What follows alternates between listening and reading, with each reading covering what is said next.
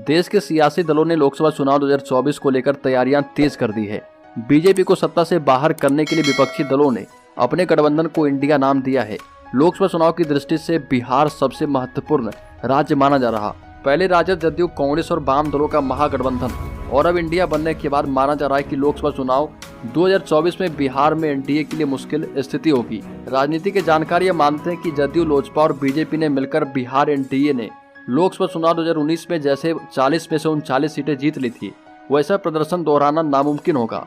कई राजनीतिक जानकार तो यहाँ तक कहते हैं कि कागज पर वोट प्रतिशत के हिसाब से तो बिहार एनडीए इंडिया के सामने टिक भी नहीं पाएगा। ऐसे में 2024 में होने वाले लोकसभा चुनाव जो कि 8 महीने के बाद होने हैं, इसको लेकर अब अलग अलग एजेंसियां अपनी सर्वे रिपोर्ट जारी कर रही है।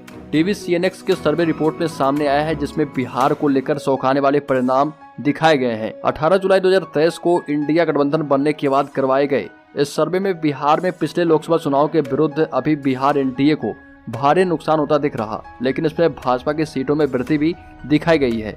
मत प्रतिशत के आधार पर India TV CNX opinion poll के मुताबिक बिहार में एनडीए को 24 और इंडिया गठबंधन को 16 सीटें मिलने का अनुमान है। यहाँ लोकसभा की कुल 40 सीटें हैं और पार्टी के आधार पर बात करें तो सर्वे के मुताबिक 2019 के मुकाबले बिहार एनडीए को 13 सीटों की कमी के साथ भारी नुकसान होता दिख रहा, लेकिन बीजेपी को पहले के 17 सीटों के मुकाबले 20 सीटें मिलती दिख रही है।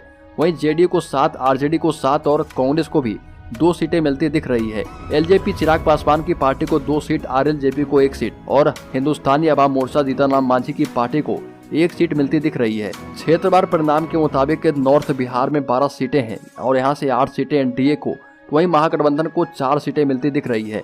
मिथिलांचल में 9 सीटें हैं और यहां से एनडीए को 6 सीटें और 3 महागठबंधन के खाते में जाती दिख रही है।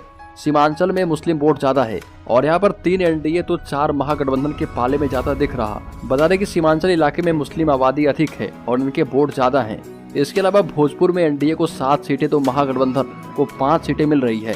बिहार में कुल मिलाकर लोकसभा की 40 सीटें हैं और बिहार में राजनीति भी अभी अलग चल रही है। बिहार में 2019 में बीजेपी और जेडीयू ने मिलकर चुनाव लड़ा था और 40 में से 39 सीटों पर जीत दर्ज की थी। इस बार ये दोनों अलग हो गए हैं, इसलिए सबसे अधिक नजरें बिहार पर टिकी है और इसके पीछे कारण यह भी है कि एनडीए से अलग होने के बाद विपक्षी एकता की अगुवाई बिहार के मुख्यमंत्री नीतीश कुमार खुद कर रहे। नीतीश कुमार ने सबसे पहले विपक्षी एकता मुहिम शुरू की और पहली बैठक पटना में 2 जून को हुई थी, जिसमें 17 राजनीतिक दल शामिल हुए थे और इसके बाद 17 और 18 जुलाई को बेंगलुरु में बैठक हुई और जिसमें 26 दलों ने विपक्षी एकता मीटिंग में शिरकत की। दरअसल लगातार रणनीति बनाई जा रही कि कैसे 2024 में बीजेपी को केंद्र की सत्ता से बाहर किया जाए।